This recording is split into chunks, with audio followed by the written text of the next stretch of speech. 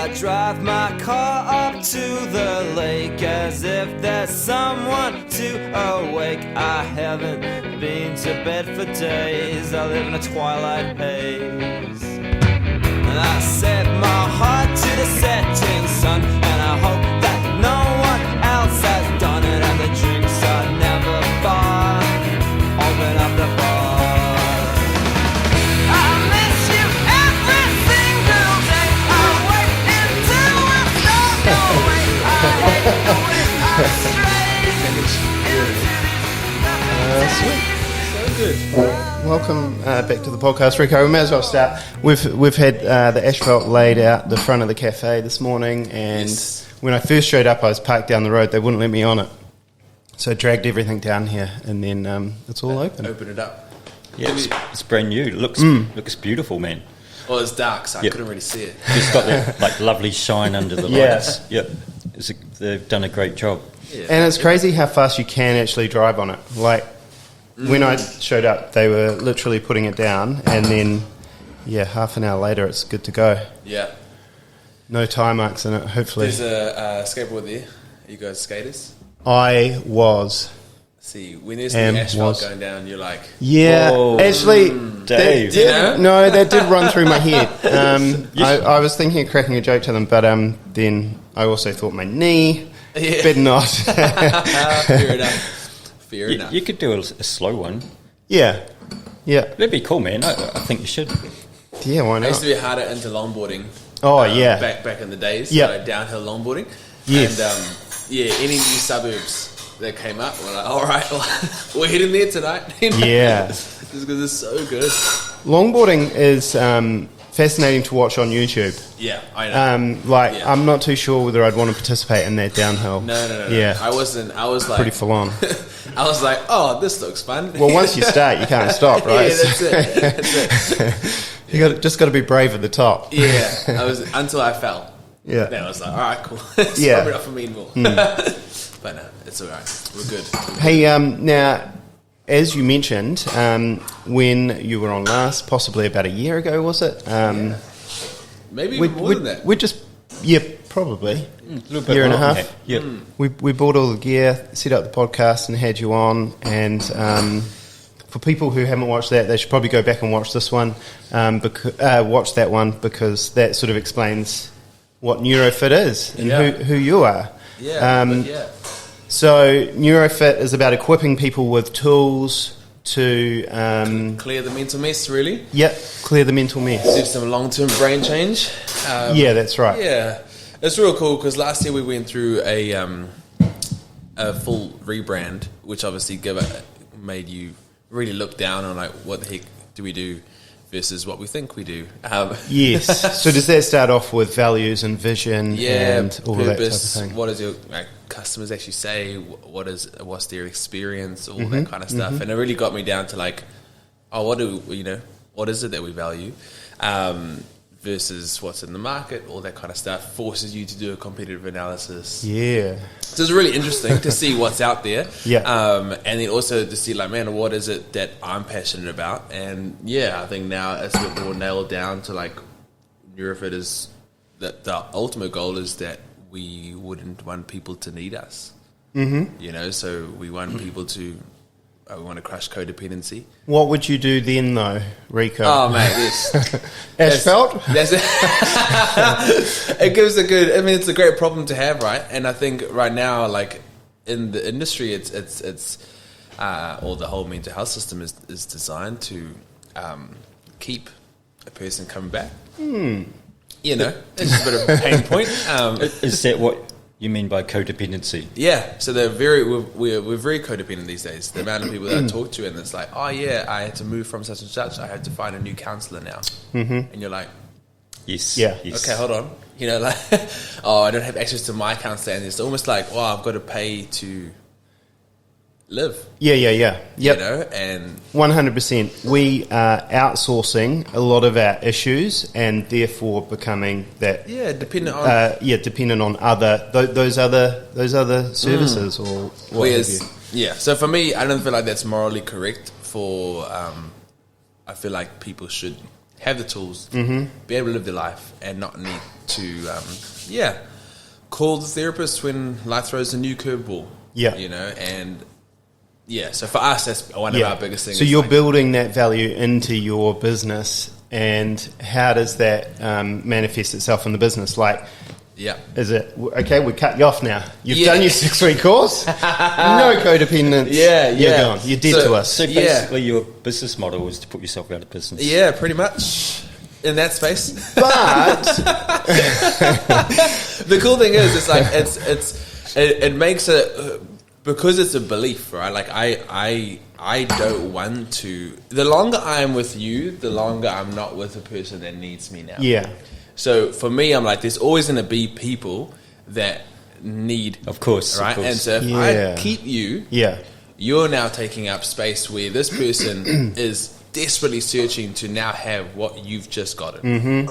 And so my job is to be like, hey, look, like, if the next journey for you is to go see a dietitian to sort out diet now, like, let's go, like, go do that. Or we in a lot of our programs focusing around purpose. So you're like, well, I'm ready to run, and I said, look, if you don't run, you're going to forget the tools, because if you live comfortably, you're not going to need to put stuff in place. But now you're purpose driven. You know how to make goals that's aligned with what you feel like you're called for in this life. Flip and go for it now, and so that adversity comes and you can use those tools, and you don't need me, basically. There's definitely that thing. What you don't lose, what you don't use, you lose. So I can definitely see that as being a part of the problem. The opposite's true too, isn't it? If you keep on going over and over the same old ground, that's all you're going to do. That's it. That's it. So I don't know what fancy phrase. No, or is that like a little bit of like you do the same thing, hoping that something new will start? And for sure. The definition of insanity, right? Like, it's not gonna, it's just it's causing you to go insane because you're trying this, you're doing the same thing every day. But about NeuroFit, that's where we're at. We're now in a few different areas. So last time I was here, I just had one NeuroFit for profit.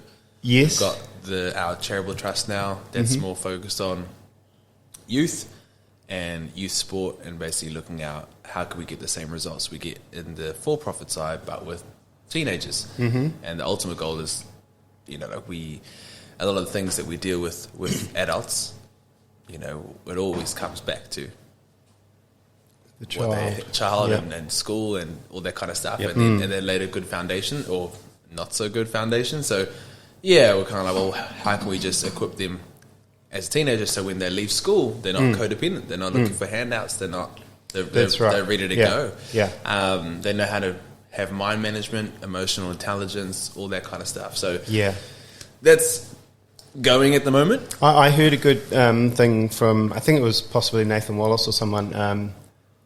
What was it? Prepare the child for the road, not the road for the child. So the objective, unlike the asphalt, Nathan Wallace is a genius, right? is not to have a sort of prepare a perfectly smooth path, because that's sort of changing the external world around us, sort of forcing it into these unnatural things. And the hard part is that's what our system and advice right now in the mental health space is all about. So dependency is, so let's go back to that, because there's a wee bit of a mental health industrial complex, isn't there? It's a great way to put it. Very cool. It's a great way to put it. I'm going to be careful what I say on this in case I know. Well, I wasn't too sure how far to take it, but just going to throw those words out there. And it does seem that a thriving business has sort of sprung up around mental health and the government services and all of this type of thing. And it gets kind of top heavy. It gets clogged up.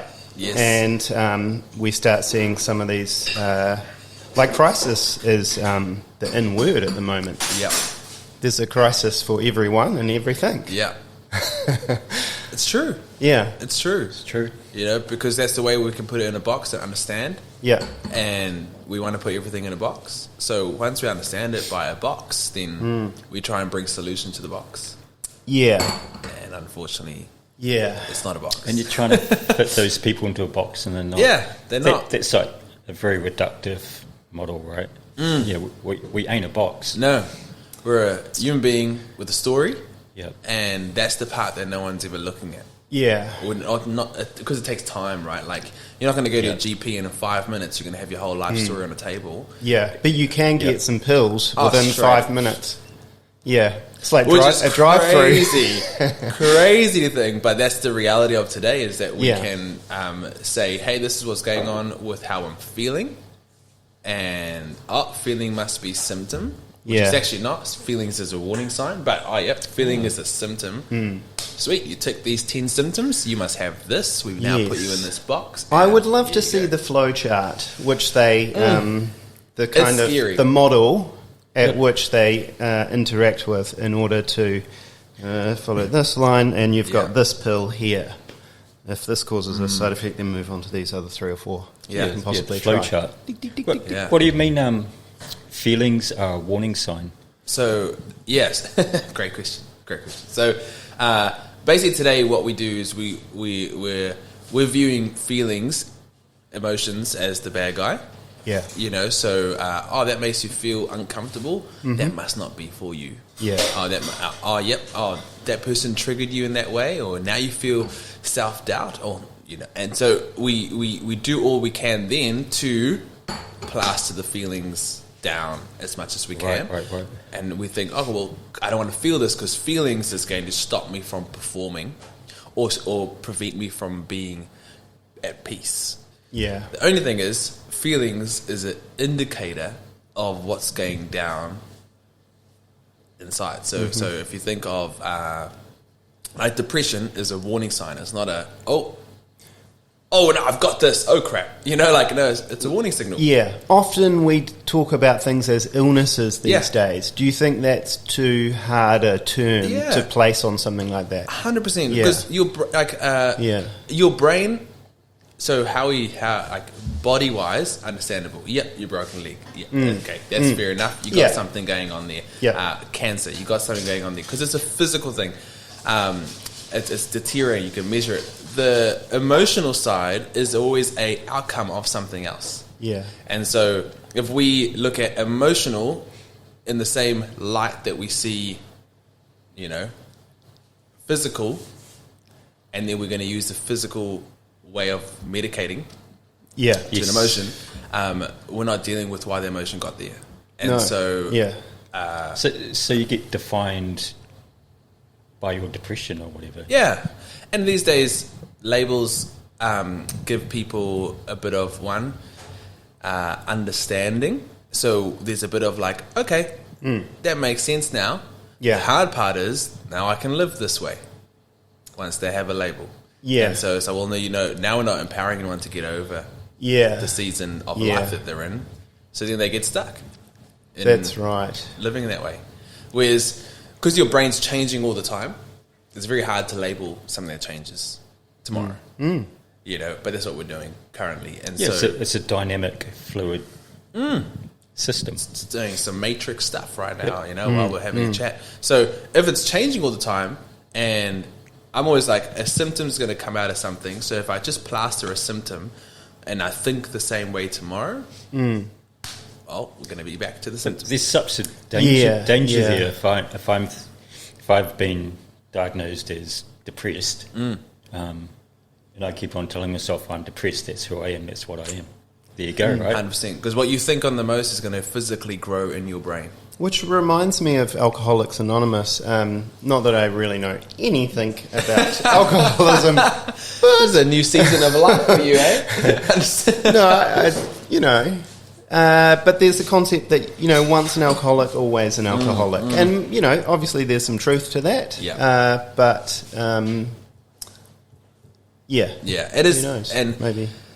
there's I remember reading a research article on alcohol or alcoholism, or if you're addicted. often it causes a significant thing in the brain. The reason why they say one's alcoholic, always alcoholic, is because alcohol after time creates a certain defect in your brain that cannot be redirected. Yes. So it's going to be there now. Yeah, I see. And that's kind of why. It makes sense. Yep. It makes Yeah, yeah. That's the hard part. It's a little, it's a little more. I mean, you see that with people who take harder drugs. They can see their brain is deteriorating. Screwed. Yeah, you're making some irreparable changes. Right. And I think so like for that, like with drugs, there's always no one. How do you say? I'm very passionate about addiction because it's a big thing today. But there's always a reason for a person to pleasure themselves is to do with pain, right? I've got pain internally, so I've got to do something to cover to deal with it. So the easiest way to deal with it is to cover it with something, and then the behavior is what brings shame and guilt today. So then we hide the behavior as much as possible till it gets really bad. Then we all focus on behavioral change. Let's change the behavior so you can be more accepted in society. The only thing is no one deals with why they got there in the first place, which is the pain side. Yeah. And so, we have a lot of people come through our programs and it's like, well, we're not going to deal with behavior right now. We're going to deal with the pain of rejection, abandonment, the loneliness, the feeling like I'm not worth anything in this world. All the normal stuff. Yeah. Let's go down there. Yep. And then put some things in place to change the behavior once you've healed the hurt. I've been watching a thing called Soft White Underbelly recently on YouTube or wherever, and it's a guy who interviews people on Skid Row. And Skid Row in LA, notorious, it's basically an open drug market, prostitution, drugs, and the like. And he talks to people who are like older and just people starting out on this journey. People who've just sort of ended up on the street, and people who are in their early 20s, some of them late. And it's... sorry, I just noticed something my iPad was doing. But yeah, one of the things that he interviews all these people, the one thing they have in common is pain. They've got. He says, "Tell me about your childhood." Yeah, and that's where he starts with each one. Yeah, and they tell him about their childhood, and inevitably there's always something. There's always this pain. My childhood was hard. I got beaten. I got this, that, and the other, and then I, left home, and this happened, and then I went here. And there's kind of like this brotherhood on the streets. Where the people know they're kind of like the walking wounded. They recognise in each other the same pain, and they recognise what they're trying to do, fill in those gaps. There's a sense of acceptance with that, right? Like, So the hard part is just to accept it in the wrong crowd. Someone said to me, not the other day, a couple of years ago, but it hit me so hard. It was like he was like, we all need love, but when we don't get any, we'll settle for bad love. Yeah. And I was just like, oh my gosh, you're so right. And he's like, because it's still better than nothing. And I was like, that makes sense. Yeah. But then it just causes damage later on. Yeah. But it's what you can get now. So sort of like bad attention is better than no attention. Yeah. Sort of. Yeah. Because loneliness and abandonment, brutal. It'll kill you. Yeah. Loneliness is one of the largest causes of death in the Western world today. Really? Loneliness. Yeah, like it's a epidemic on its own. Sort of leading to suicide, or how would you frame? So loneliness puts you in survival mode. It, which means your body's living in toxic stress the whole time. It reduces your activity in your brain.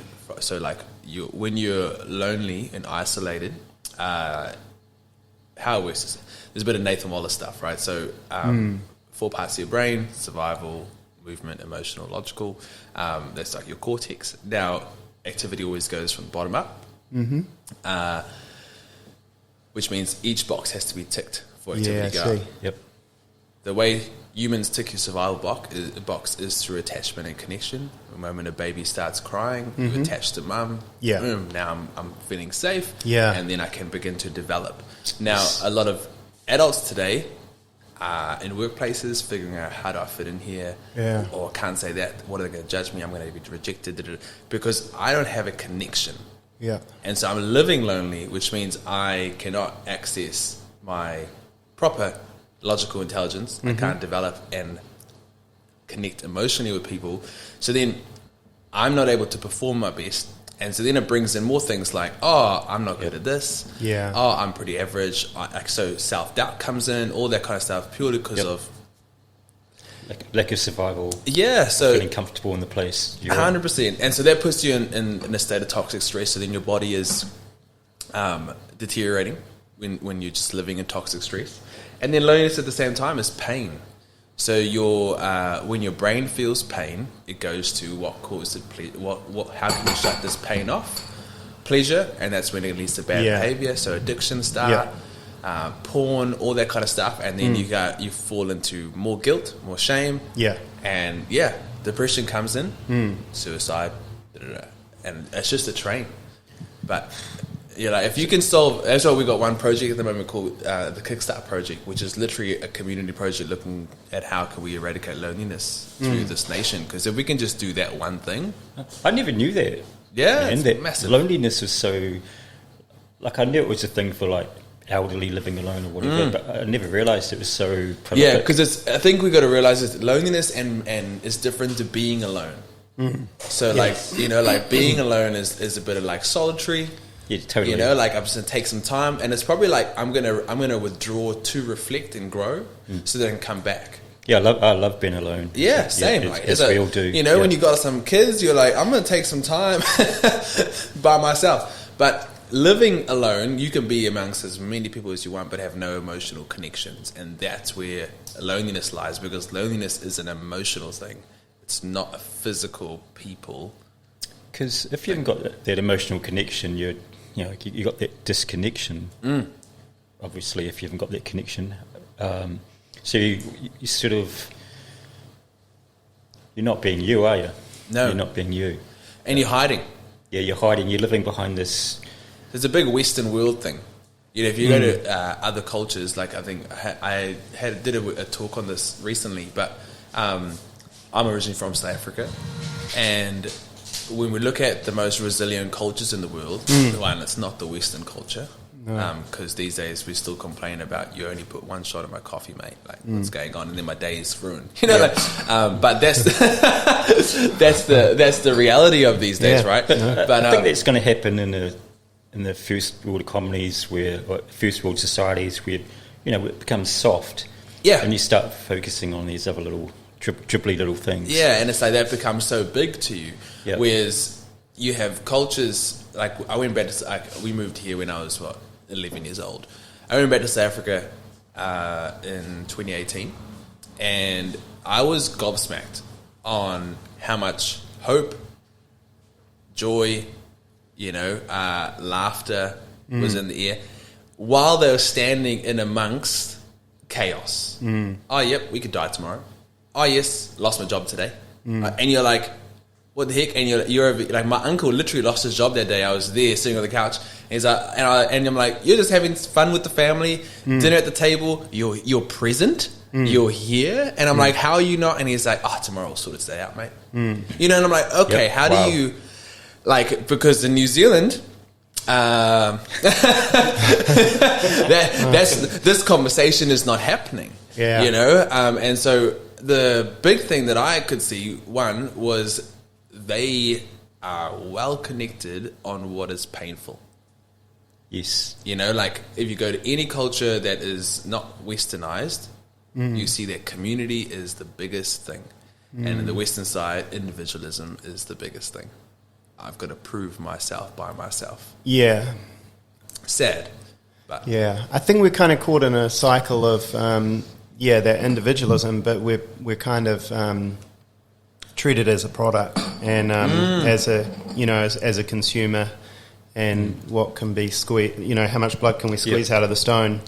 And life is. We don't look at life in terms of living. We look at it now in economic kind of transactions. Yeah. So it becomes a bit. Yeah, you got to watch that. We are highly commodified. Yeah. And it's a very empty place. Yeah. If you could somehow do the opposite, people could get paid for their feelings, maybe, I don't know. Commodify the good thoughts. Well, think of this, right? Like, well, I don't want to bag on counselors because there are some great counselors out there. Yeah. And I refer some people to some awesome counselors. However, when I was studying counseling, my big thing was, am I just learning how to become a really good friend? Yeah. You know, and for me, I was like, people should not need to pay for good friends. That's right. Yeah. However, I've seen this happen. It's a problem because no one has good friends. Yeah, that's right. Today. Yeah. And so I'm like, well, why can't we just teach people? Yeah, and then you get this dependence from the patient on the person, and they're like, this relationship may not be appropriate, and it's kind of like it's dangerous. They've almost set it up. Yeah, I don't want to leave you now, so because you're the only person I actually talk to about real life. Yes, exactly. And I'm like, that's dangerous. Yeah, you know, like totally. But you've also got that power imbalance in that relationship, and it's a financial relationship. Yeah. Everything is transactional. So that means I can only be real when I pay for it. Exactly. Yeah. So it's sad. How much are you willing to pay for being real, Rico? Yeah, it's. I'm like, yeah. You know, it's a big problem. It is a massive problem. Yeah. One real cool thing that there's so I did some research with our Kickstart project. We're like, well, how do we do this, right? How do we connect people on what's painful, because that's where the real connection goes. If you think of emotional connection, people connect today on two top levels: how's work, hobbies. You know, you watched the game. Oh yeah, cool. And then next day, oh yeah, how was your night? Oh yeah, you know, it's just bam, bam, bam, bam. But then below that you have emotional. So my marriage is falling apart. Oh my gosh, let's catch up about that. And no one goes there. I'm battling with a porn addiction. Okay, but no one goes there. So for us, I'm like, there's pain. In those other countries, they connect on pain because pain is right in front of you. Yeah, my brother died yesterday. We can't ignore that. So let's just connect on it, right? Whereas over here, it's not so obvious, but it doesn't mean we haven't got pain. No. And so for us, how do we allow people to connect on what's painful, which is often the emotional turmoil? So what we do is how do we get people to clear the mental mess in community? And that's bringing the pain to the point where now we can connect on, I feel like I've really dropped the ball as a dad. So now I understand that. You described that really well. I remember reading the book Shantaram. I think it's come into popular culture of the late. Yes. But the guy who wrote Shantaram, he lived in the slums in Mumbai, and it's just super real, and it's what you talked about. People just talk about their pain and their emotions. Yeah, and you got nothing like this. It's like, well, this is our life. Exactly, and he said, I've never met happier people. Yeah, and I think he went back there after he'd later on, after he'd gone through the process of whatever his process was. He went back there like 10 years later or something, and went there just to live there again. Yeah. So he just said they were just the most amazing connections of his whole life. It was crazy, right? Yeah. So part of our culture, we have a little bit of a thing with performance and not wanting to show people our weaknesses and stuff like that.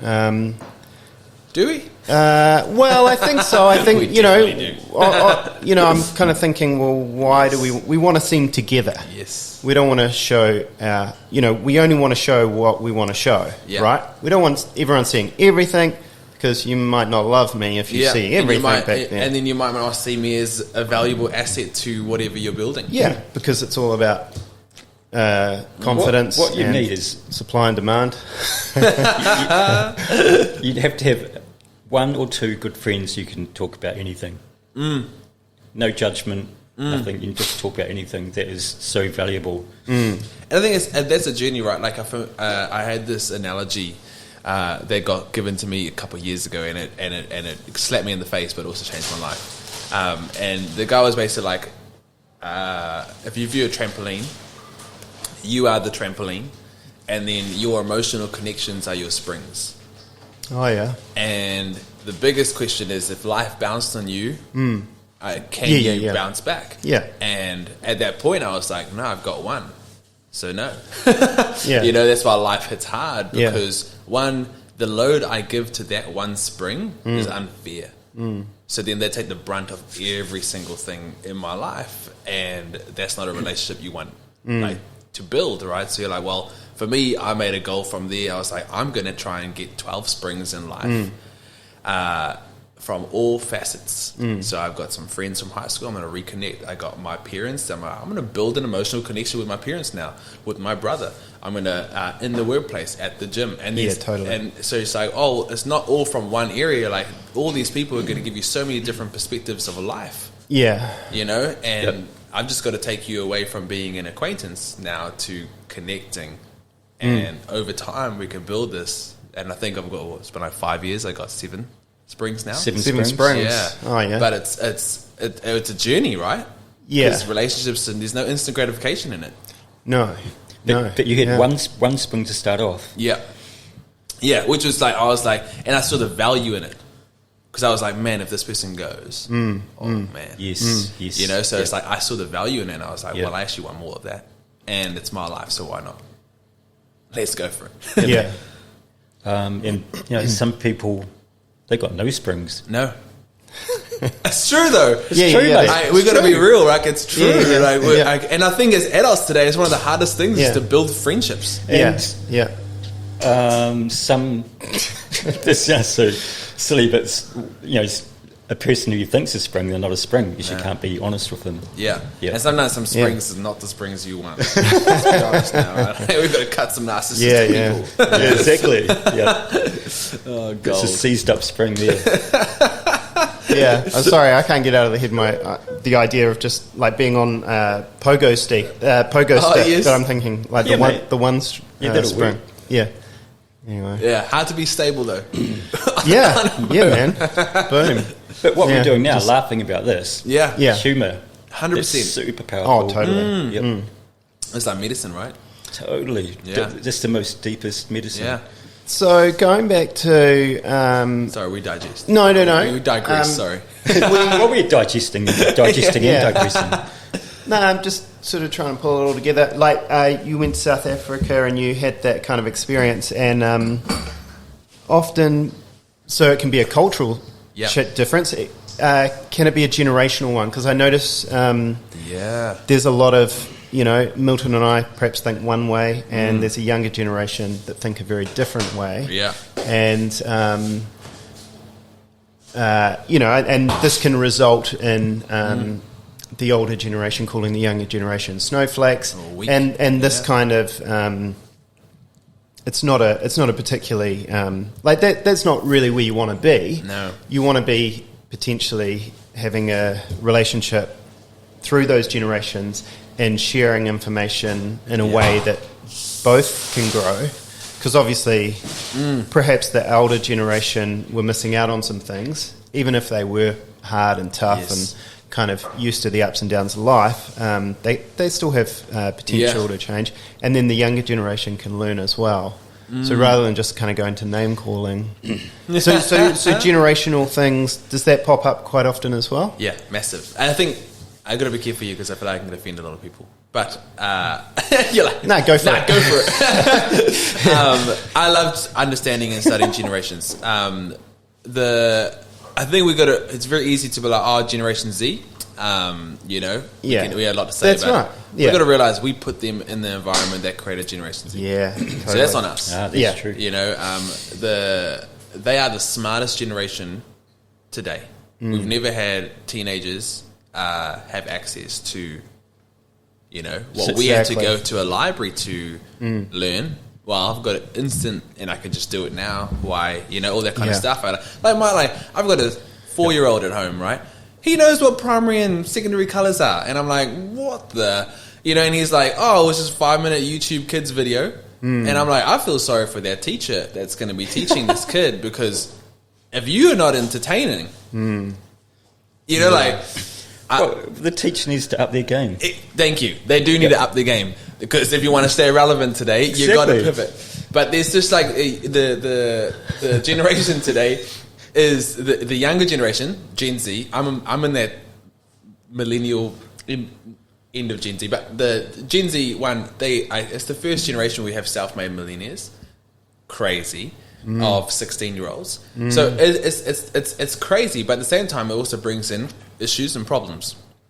One, validation is today it's brought by phone, whether I'm a success or not. So that there's ups and downs with that. But then the hard part is the older generation. Let's go 2 generations here, so Gen X. I think it's Gen X, who's probably a parent of current teenager. It's really struggled to connect because connections with teenager today needs to be real versus authoritarian and right. Whereas the older generation was authoritarian. Oh, yep. Well, you're older than me. I got to respect you, and you know more than me. So boom, boom. I got to just be loyal and do that. Whereas today, a teenager can be in maths class and say, well, I've got access to a genius. Why should I listen to you? Right? And you're like, oh, okay, this is interesting. But then they have no real deep connections here because there's no time to build it. So everything's fast. So I think as an older generation, one, we have to learn to shift and know how to be vulnerable because the vulnerability is not what they can get on here. And if you can be vulnerable, now you've connected. Now I can parent and grow and go take somewhere and lead a young person, especially in the workplace. I think in the next 5 years, your 75% of the workplace will be millennials and Gen Z. And if the leaders are Gen Xers and older, trying to build resilient performing teams, the way that they got resilient and performed, it's not going to hit home. No. Oh, no way. And so I think they call it the great resignation at the moment, where Gen Z is coming to the workplace and they've already clocked out in 2 years' time. They're not finding what they want or need. They know that they're going to be leaving in 2 years' time. So. It's an interesting battlefield or chess game. Yeah. And everybody in their whatever piece they're playing, they have to adapt and change. Especially if I need to send you guys older. someone for this podcast. He's like, I view him as a Gen Z communication specialist. But I've been creating a youth program, and it's been a long time. I used to be in youth work, but it's been a long time since I have, and I was pretty scared because I was like, man, this like I feel like I'm not relevant anymore with this, and so I created this program, and I went to him and I was like, look, I've got 6 weeks with a group of year 11 to year 13s. Year 13, so like 15 or 16 to 18. How do I increase the level of engagement? How do I get them to engage with what I'm giving them so that it's not a waste of 6 weeks? So he goes, well, I don't give you a whole bunch of stuff, Rico, but I'll give you 2 things. One, you need to establish a real connection from the get-go. Otherwise, they will just say, well, I've got access to Jordan Peterson on my phone, so why should I listen to you? And which I'm like, fair enough, I listen to Jordan Peterson, he's the man. So I'm like, same. So I was like, okay, cool, how do I do that? And he goes, well, from the start, share with them what they will not get here.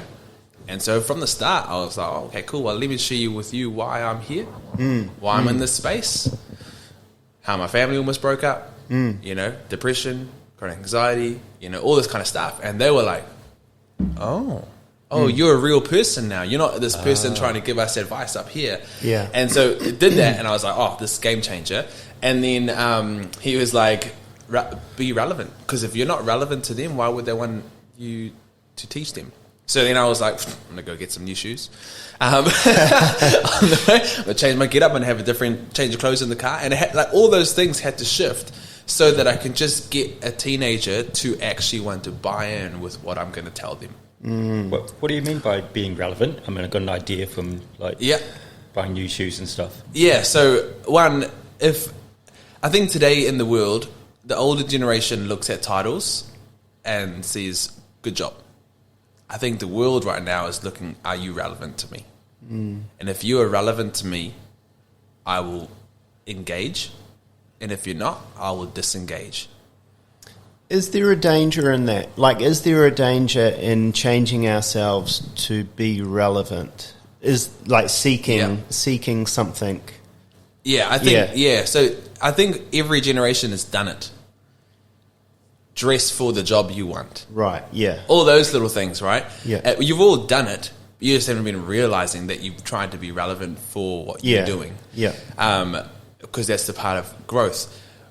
For us, we're like, well, we have a message. We've got to figure out what package to put it in for what consumer's going to buy the package. Yeah. So how the package looks for teenagers is different to how it looks for corporate. So there's a truth within that analogy, but we mustn't over perhaps prescribe that thing, because we were saying before how there's that kind of, we're a product, and and I think often things become they lose their authenticity and stuff. For example, in politics, like they're really sort of going out there trying to get votes, right? Yeah. So they're working out what's the perfect package, what's the perfect thing for the people that are going to give me what I want. But there is a truth in also providing people with what they want to get engagement. Yeah.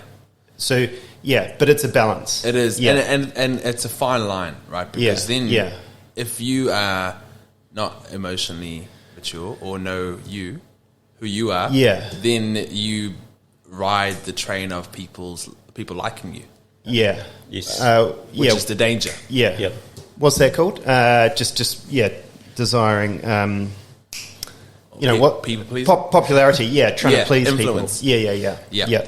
Whereas I think right now you're just going to know, like, okay, well, if I want to impact these people, then I need to know who the heck they are. Yeah.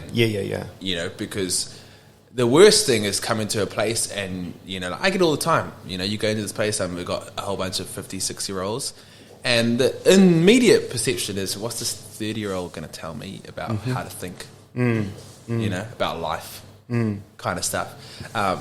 So in that moment, I know I've got to change what I say from the start to get the buy-in from.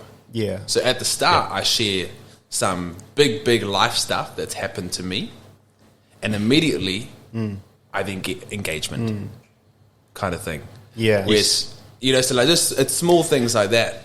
There needs to be engagement in order for people, because like we can't save anyone, can we? And if someone's not willing to participate, then there's little chance of change or wellness in that person's life, say if they were struggling or whatever. Yes. That was one of the things I was going to ask you. With people with, bunch of issues, whatever it is, whether it's mental health or what have you, the things that we're attempting to kind of shift in them, I guess they are behavioural. They can be diet, they can be these different things. And they're basically the things in that column that you're wanting them to change are the things that they're not wanting to change. And they're all of the same things. Like, I've got to have to think differently. I'm going to have to eat differently. I'm going to have to exercise. I'm going to have to do this, that, and the other. Well, funnily enough, those are all of the things that I'm not interested in doing, Rico. And it makes sense. And it's just like, it's the same thing. You go to a doctor and you go, I've got diabetes. And he's like, cool, if you can do these 3 things, if you can change your diet, you can go to the gym, you can do this, hey, you're going to be fine. Yeah. And you're like, I know what to do. Yeah. I don't do it. Because the person can say that. They'll agree. They'll sit there and they'll say, cool. right, I get that. Why is that? Why do people... this is the fun part. I know, this is the massive question. This is the fun part, because there's always a gap between what I know is right and what I do. Exactly. Yeah. And it's this gap that we've got to learn how to close. Like, I know I want to get up early in the morning. Yeah. If I want to close the gap, I got to look at what I do at nighttime. So there's little things like that. I think it's the classic one. You watch a thing on like diet or health, or like on Netflix. There's that like their Game Changers plant-based doco. Everyone watches it and you're like, oh, tomorrow I'm about to go full plant-based, you know? And you're like, cool. But the danger, or not the danger, the thing that stops it from taking effect is that you've got to have enough reasoning in your head to overcome the sacrifice of pleasure and comfort. So pleasure and comfort is what you're choosing versus discomfort for long-term gain kind of thing. And that's the thing that people today, we don't want to give up. So you've got to understand your long-term gain is going to feel way better than your comfort that you're doing now. 100%. Yeah, that's going to give you. Yeah, it's got to give you reason. Oh, that's what I want to. That's why I'm going to do this. So first of all, you create a connection with those people, and then you're kind of communicating these hard truths, maybe. Because it sounds like that TV show is great at being relevant. Yeah. Right. To a whole bunch of people that watch the TV show, but it doesn't quite translate any further than that. Yeah. So you tick the relevance box. Yeah. So with if the ultimate goal is to be relevant, why? Yeah. That's why I was trying to dig into what relevance is. Yeah. It seems complicated. So relevance is the key to get engagement. Yeah. So you can slap them in the face. You know, because if you just come in from the get-go and be like, bam, bam, change your life, do this, do that, and you're like, why? Who the heck are you? You know, whereas if I can build on this is the things that you like. Relevance is literally like, okay, cool, you guys enjoy this and this and this. I better upskill to understand what these things are. Yeah. So that I can connect with you on the things that you value in your life. Yeah. Got it. Yeah. Now I can. Now that we have established that. Yeah. Let me tell you what we need to do. Yeah. You know. So you've been doing that on the generational thing, talking to these youth guys. You've made that connection. And how are you slapping them in the face? Well, it's every talk that we do, right? It's the hey, look, let me show you how. It's how do you say? Any bit of communication. You say, hey, look, we could be up. This is the classic. If you ever study, I love communication, but if you ever studied like the greatest communicators of all time, so like a Martin Luther King, right? It doesn't go to this climax. No, it's this. Waves, and it's like, hey, we could be here, but this is where we're at, but if we did this is where we could be, but this is where we're here right now. This problem is and you're just kind of like, everyone's like, and so you're building like, well, I could do that. Okay, that makes sense. And you're building that, like, so when they end, you're like, I'm ready to change my life, but man, you confronted me like no tomorrow. Cool. With some stuff in my life that needs to change. Yeah, I can relate to that. I think if you get any message and it's just all 100%, you know it's not real. I'm sort of, it's true. It's true. Yeah. My little antenna goes up and I'm like looking for the... Yeah, are you just telling me textbook? Yeah. Or are you telling me your life? It's like the Abdominizer ad on the TV where you buy this one tool and you're going to have amazing abs. But in the ad they've also got amazing upper body strength, and which means they've clearly been doing they've been doing this stuff for a while. Driving a sports car, they've got wife and kids, they're in the playground, everything's going on. Just from this one. I want to see you watching your antenna go up there, mate. I've never noticed it before. No. Phew. It's just kind of like, but often if you're sold that one trick, like this idea, this is the answer to all of your problems, sure, it's just going to exercise your stomach muscles, but in actual fact your whole life is going to fall into place. Often that's how something's sold to us. So with the Netflix series that you're talking about, The Plant. Oh, yep, Game Change, that one. So people are like, you go... Back to the plant. Like you think, man, this is so relevant, but the next day it just drops off. So it's almost simulating relevance. Well, it's achieving like, I could. It's that I could do that.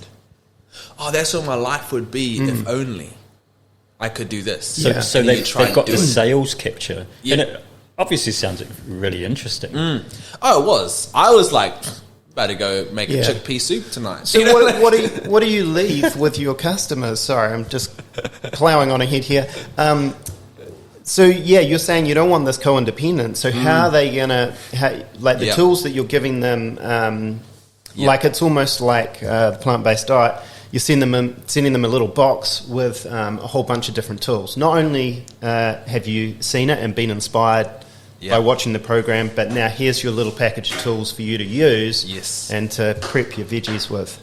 And you can make your own I love meals. this analogy. You don't need to come to me. I'm no longer your personal chef. Yes. Yeah. Yeah. Sorry. Yeah. I'm terrible with No, metaphors. this is great. So how we do it is because we're committed to this person for 7-8 weeks. We're coaching you through doing the stuff. Yeah. So one, you're building confidence in using a tool. So for example, like week 1 they do something called an emotional tally, which means, and it's often confronting, but they are taking tally of what the emotions are telling them for a full week 3 times a day. And in that process, they're like, man, this felt so real because I had to write it down. But then what you see is that when I acknowledged it, the feeling got weaker because it came to a logical mind, and my logic can look at the feeling and I'm not trying to convince it to go. So that is, you don't realize that it's a tool, but what you realize that my ability to acknowledge emotion is the first step to making a change. And so that's as they go through the program, they're doing that. They're building that to become habit for them. And the next thing we get into thought detox, which is the heavy hitter. Excellent. 21 days of just pulling some stuff Yeah. And as they do that, they are practicing. It's a 30-minute process every single day. They have to go for it every single day. But every day they are bringing feeling to the surface, analyzing, restructuring, making a positive action. The next day, bringing it back to the surface, going at it. And what that does is it just constantly creates confidence in my ability to dive into the pain. Yes. And it gives them confidence to do it later on without me, because I have answered the questions of your doubts on how to do it, and what's that? Oh, that came up. That's weird. No, it's not weird. Let's show you how it's relevant. So they do this while I give them other tools alongside. So when they finish, they're like, wow, we've been 10 new things we've never done before. But I now know, our last session, we kind of recap, what all the tools you've been doing. Okay, now when do you use them? This is not a 21-day thought detox is not your everyday thing. It's a heavy hitter.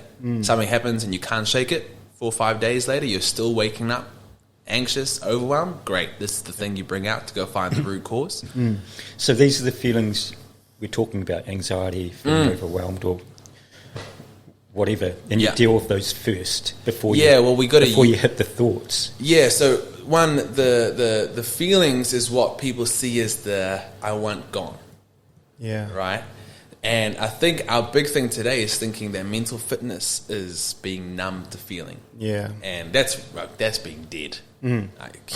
So we've got to be no, mental fitness is feeling and then knowing what to do and doing it. So the hard part today is that we're doing the wrong thing. We're trying to suppress the feeling. Yeah, no, you need to be awake to your feelings to be alive, and that means you're going to feel pain, but means you're going to feel awesome pleasure as well. Yeah, 100%. So this is a real easy example, and every over time. But no, it's cool. Personal story. So last year I did 3 thought detoxes on myself because some stuff came up, right? And if you think of it like toothpaste, you squeeze toothpaste, things come up. Well, what came out was already there the whole time. So if you think of life pressures you, squeezes you, and then overwhelm comes out, or anxiety. That's the feeling, right? You don't want to push that back in. You want to be like, oh, hold on, what's going on there? It was there the whole time. I just needed the pressure to come out. I love the toothpaste analogy. Yeah, well, that's good. It's what it is. So last year, something happened. I encountered a person in my space that was very territorial and was threatened by me in the space. And he's been in the game for about 20 years. Been trying to reach out to him because I thought, man, it'd be good to collaborate. It was a was a no-go, and then started to really drag my name through the mud. Now, I was very triggered, and I didn't realize this was an issue. Well, yeah. But I was triggered. And for 4 or 5 days That's after... understandable, man. In the moment, I'm like, sucks. this dickhead, but like 4 or 5 days later, I'm still waking up like, oh my gosh, what's he going to say about me today? I'll tell you what, man, whoever that person is, they're very triggered as well. Oh, but that's the thing is I know, and you know it on a logical level. You know that it's their insecurity, but it's still bringing something out of me that I don't want. Yep. So 4 or 5 days later, I was like, okay, I'm still battling with this, which means, Rico, there's something that I got to deal with here. It's kind of cool. They're doing you a favor. They did, because what I found, I was like, holy crap, this is outrageous. So you go on a tweet. I went on a 21-day thought detox, and every day I'm diving. And you don't your brain only gives you what you can handle. So everything's not going to come at one time. Nah. So it's that's a really important point. Right? Yeah, your brain can only give you what you can handle. Yeah, and it doesn't mean what you can handle is not painful. No, it's going to be painful. But so I went through that journey, and I discovered some stuff that was buried in here around. I need to be able to impress people so that they can stay in my life. There was a season of loneliness in my life in year 13 where I gave up a certain sport, and all my sport friends left me, and it was painful as heck. And it created a belief for me that, well, Ricky, you have to be awesome at something for people to stay in your life, because clearly you gave up the one thing and they all left. And so since then, all the way till last year, what is that, like 12 years? Been holding on to I've literally I've got to be great at something. Yeah. Because me by myself is just not enough. Yeah. And it changed. So once I could see it, you can't change what you don't know. So I could work on that, right? 2 months later, so obviously internal change happened to me. I see that person in a cafe, and I did not automatically do I pretend I didn't see you and walk the other way. I went up to him and I was like, mate, how's it going? How's business going? We'd love to catch up. I feel like I've got some people I can refer your way, but I just want to figure out a little bit more about what you do, because, how do we do that? And it came naturally, purely because he no longer triggered something that was down and inside me. I worked on that, which means I can now be me again. Yeah, you'd kind of risen above that and so put it behind previously, you. That other person, they're relating to your painful feelings that you haven't dealt with. So, when you've dealt with those, your relationship with that person's changed. Your internal relationship with that person's changed. That idea that you've got in your head. Yeah, how I see that person. So when you meet that person in reality, you're coming out of a different presence, a different energy, and they're going to feel that.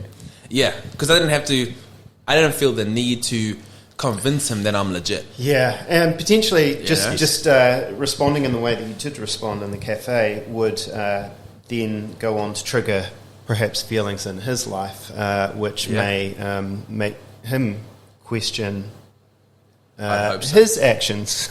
I know. But the thing is, I think today we always try and see if I will change, if that person will change. Yeah, you first. And I was like, man, he needs to do what he needs to do. But that's not on me. Yeah. My job is to be me. Humility is so good. It's the key. Yeah. And anyway. Cool, man. I don't know if we've gone. We're kind of doing it now, but I'm going to have to pack up. But no, it's cool. Go far away, Milton. One word I learned in the last few days is depotentialization. Okay. What? Which sounds great, right? What a freaking awesome word. Depotentialization. Those feelings that you're talking about, if you don't look at them, they hold this tremendous potential, toxic potential. As you look into them, you depotentialize them. You take the power out of them. Yeah, I see. Yeah, because you bring it. Yeah, like, oh, hold on. It's kind of neutralizing it almost. Yeah, that's it. Hey, awesome to talk with you, Rico. When you're kind of talking, I'm kind of thinking you're inviting people, kind of like go. I'm going to kill this analogy well and truly, this metaphor. This feast, kind of, you're inviting people to a feast, and you're asking them to kind of come along, and I'll show you some tricks with food, and I'll show you how to cook, and I'll show you how to use these tools.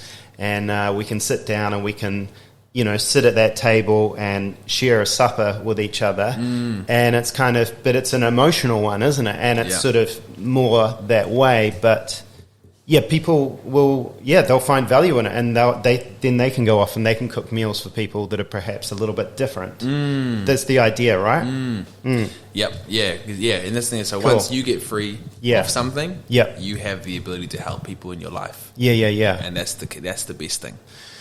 Yeah, well, let us know when you're putting on the feast, and Milton and I will come along. Hey, we've got at the Welder in 11th of July for the next Kickstart Morning event, which will be on the overcoming the burden of guilt.